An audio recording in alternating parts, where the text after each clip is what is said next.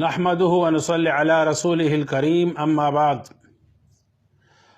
मौलाना मोहम्मद ख़ान शेरानी साहब दामत बरकातुहुमुल आलिया का एक बयानिया सोशल मीडिया पर ज़ेर गर्दिश है। उन्होंने दो बातें बयान की है। एक सियासी जमात के कायद मौलाना फजलुर रहमान साहब के मुतालिक कुछ तहफ़्फ़ुज़ात का इजहार फरमाया। दूसरी बात उन्होंने जो छेड़ी है वो इसराइल का कब्ज़ा और तसल्लुत के मस्जिद अक़सा उनका हक़ है। सियासी हवाले से उन्होंने मौलाना साहब पे जो तहफ़्फ़ुज़ात किए हैं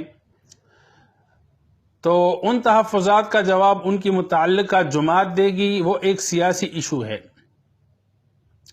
लेकिन मस्जिद अक़सा पर यहूद और इसराइल का इस्तिहक़ाक़ ये एक आलमी और सियासी और मजहबी मसला है।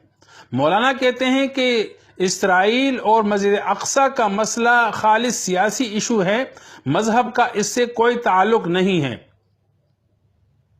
लिहाजा आलम इस्लाम और दीगर मुसलमान क़ुव्वतें फ़लस्तीन और इसराइल के क़ज़िये से दूर रहें तो बेहतर हैं, बल्कि फ़लस्तीनी भी इस तसादुम को छोड़ दे ताकि खूनरेज़ी ना हो तो बेहतर बात है। इसको सियासी उन्वान दे करके मजहब और इस्लाम और मुसलमानों से बिल्कुल बेदखल करना, इस क़ज़िये को बिल्कुल अलग कर देना, इसके नताइज बहुत ही ज़्यादा ख़तरनाक है। चूँकि हमारा ये सिलसिला इल्हाद के हवाले से हैं और मजहबी मसाइल पर हैं, तो हम समझते हैं कि मौलाना साहब ने सूरत माइदा की जो आयत बनी इसराइल के इस्तिहक़ाक़ के लिए पढ़ी है, उन्होंने इस आयत का मफ़हूम इंतहाई गलत लिया और इसको हम इल्हाद फिल आयात समझते हैं, इल्हाद फिल कुरान समझते हैं। इसलिए हमने इस पर वजाहत ज़रूरी समझी। सबसे पहली बात कि अगर हम इस मसले को फ़लस्तीन और मस्जिद अक़सा की तौलियत और मिल्कियत को इस सियासी इशू करार दे दे और मजहब और इस्लाम से इसका ताल्लुक बिल्कुल काट दे तो ये ना समझ में आने वाली बात है। क्योंकि शाम और फ़लस्तीन जो पहले एक ही मुल्क शुमार होता था, इसको अर्ज़ अंबिया कहा जाता है। जब इस टुकड़े का ताल्लुक अंबिया अलैहिमुस्सलातु वस्सलाम के साथ हुआ तो इसको सियासी उन्वान देकर मजहब और इस्लाम से बिल्कुल अलग करना ये शायद मुनासिब नहीं बल्कि जुल्म होगा।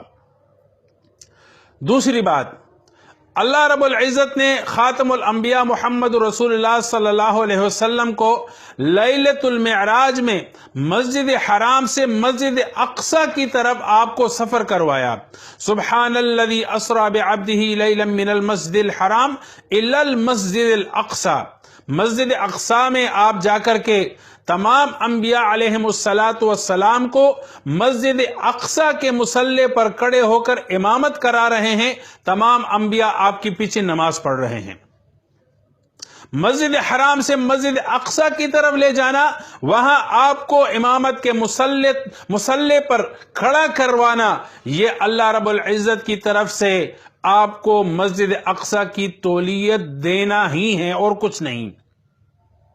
वरना अल्लाह रब्बुल इज़्ज़त के लिए क्या मुश्किल, अंबिया अलैहिमुस्सलातु वस्सलाम को मस्जिद हराम में आपके पीछे खड़ा करके नमाज पढ़वा लेते, इमामत करा देते। लेकिन मस्जिद हराम की तौलियत आप ही की थी, मस्जिद अक़सा की तौलियत भी आपको इस तरीके से दे दी गई थी। तो इस पर मुहम्मदुर रसूलुल्लाह की तौलियत और मिल्कियत का साबित हो जाना यह खालिस मजहबी और इस्लामी इशू है, सियासी इशू नहीं। अगली बात, हजरत उमर रज़ी अल्लाह तआला अन्हु के जमाने में अबू उबैदा बिन जर्राह रज़ी अल्लाह तआला अन्हु की सरकर्दगी में फ़लस्तीन पर कब्जा हुआ, मस्जिद अक़सा पर मुसलमानों को फतह मिली। उस वक़्त ईसाइयों के कब्जा में थी ये मस्जिद। हजरत उमर रज़ी अल्लाह तआला अन्हु बनफ्स नफीस खुद मस्जिद अक़सा जाते हैं और ईसाई पादरियों से चाबी वसूल करते हैं। अगर ये मस्जिद अक़सा یہودیوں کی ملکیت ہے اور اللہ تعالیٰ یہودیوں کو اس کی الائنمنٹ دے چکے ہیں قرآن کریم میں، تو حضرت عمر کو چاہیے تھا وہ چابی اپنے پاس نہ رکھتے. عیسائی غاصبوں سے چابی لے لی تو اصل مالکوں کو دے دیتے، لیکن آپ نے اپنے پاس چابی رکھی. اور یہ مسلمانوں کے لیے عظیم فتح اور عظیم خوشخبری ہے. عظیم فتح، عظیم خوشخبری اس لیے ہے کہ جو تولیت اللہ نے محمد رسول اللہ کو دی تھی وہ تولیت ہمیں واپس مل گئی. لیکن آپ کے فلسفے کے مطابق حضرت عمر نے چابی لی غاصبوں سے اور اصل مستحقوں کو نہیں دی، تو حضرت عمر کا بھی یہ غاصبانہ قبضہ ہو گیا، نعوذ باللہ. سلطان صلاح الدین ایوبی رحمت اللہ تعالی علیہ مسجد اقصی کی آزادی کے لیے جہاد کر رہے ہیں، قتال کر رہے ہیں، اور بڑی بڑی جنگوں کے بعد آپ کو فتح نصیب ہوتی ہے. فاتحانہ انداز میں مسجد اقصی میں داخل ہو رہے ہیں. اگر مسجد اقصی یہودیوں کی ملکیت تھی تو سلطان صلاح الدین ایوبی کی اس فتح کو آپ کیا عنوان دیں گے؟ یہ غاصبانہ قبضہ ہی آپ کہیں گے، اس لیے کہ اصل مالکوں کو تو نہیں ملی مسجد، ایک غاصب سے دوسرے غاصب کو ملی، نعوذ باللہ. اگر یہ سیاسی ایشو ہے اور زمین کی ایک جنگ ہے اور اصل مالکوں کو نہیں دی جا رہی ہے مسجد اور یہ زمین، تو سلطان صلاح الدین ایوبی کے زمانے میں جن مسلمانوں کا اس جنگی مہم میں، جہادی مہم میں خون بہا، اس خون کا کیا حساب ہوگا؟ جو مسلمان اس میں شہید ہوئے ان شہیدوں کا کیا حکم ہوگا؟ وہ تو آپ کے فلسفے کے مطابق وہ شہید نہیں، غاصبانہ قبضے کے لیے لڑنے والی بات ہے، غاصبانہ قبضے کے لیے جنگ ہوئی، جو بھی مرا نعوذ باللہ شہید کوئی نہیں، اسلام کے ساتھ تعلق نہیں، مذہب کے ساتھ تعلق نہیں، اللہ کے دین کے ساتھ تعلق نہیں، دین کے ساتھ اس کا کوئی تعلق نہیں، ایک جنگ تھی، دونوں طرف جو بھی مر گیا تو یہ کہہ دے کہ مردار ہوگا، نعوذ باللہ. ان شہیدوں کے خون کا کیا حساب ہوگا؟ ہم آپ سے پوچھ رہے ہیں، پوچھنا چاہتے ہیں کہ ان شہیدوں کے بارے میں آپ شہید کا فتویٰ دیں گے یا ایک غاصبانہ قبضے کے لیے مرنے والے لوگ مرداروں کا آپ فتویٰ دیں گے؟ فی الحال فلسطین اور اسرائیل کا جو تصادم ہے آپس میں، اور آئے دن فلسطینی نوجوانوں کو شہید کیا جا رہا ہے، تو ان شہادتوں کا کیا ہوگا؟ کیا وہ شہید ہیں یا عام موت یا مردار کی موت مر رہے ہیں؟ ظاہر ہے آپ کے بقول قرآن کریم کی الائنمنٹ کے تناظر میں اس کے اصل مستحق یہود ہیں، فلسطینی ان کو خامخواہ تنگ کر رہے ہیں اور اس کے لیے جانے دے رہے ہیں، اور ان سے اگر لے لی، اگر یہ مسجد فلسطینیوں نے لے لی تو ظاہر اصل مالکوں سے لے لی، غاصبانہ قبضہ ہوگا. تو غاصبانہ قبضہ کے لیے فلسطینی آج تک جو مر رہے ہیں، ظاہر شہادت کی موت نہیں ہو سکتی. لیکن تمام کے تمام مسلمان، انبیاء، صحابہ کرام اور پوری تاریخ میں اس کو مذہبی تناظر سے دیکھا گیا، اس کے لیے جنگیں لڑی گئی، اس کے لیے جہاد کے مہمات چلائے گئے، اس کے لیے شہادتیں دی گئی، خون دیے گئے، سر کٹائے گئے، اور تمام امت مسلمہ کے نزدیک مرنے والے شہید ہیں، اور ان کا خون اللہ کے گھر کے لیے، حضور علیہ الصلوۃ والسلام کی تولیت اور ملکیت کے لیے بہایا گیا.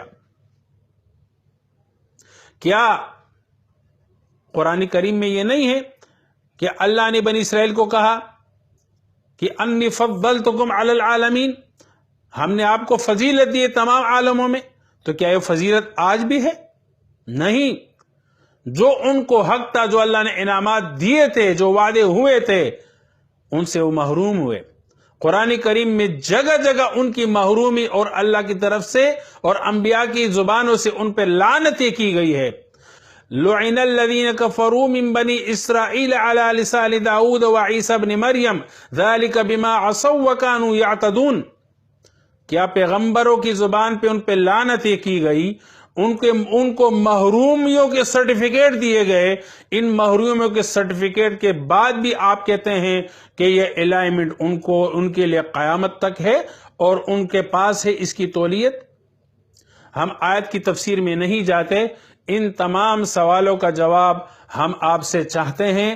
ہم آپ کو اپنا بزرگ تسلیم کرتے ہیں. ہم آپ کو ایک بزرگ عالم دین اور محقق کی نظر سے اور اسی طرح ایک علامہ کی حیثیت سے ہم آپ سے کچھ سوالات کرتے ہیں. امید ہے کہ آپ تمام امت مسلمہ کو ان سوالات کے قابل تشفی جواب دیں گے اور یا آپ اپنی تفسیر پر اور اپنی تعویل پر دوبارہ غور فرمائیں گے. وآخر دعوانا ان الحمد للہ رب العالمین.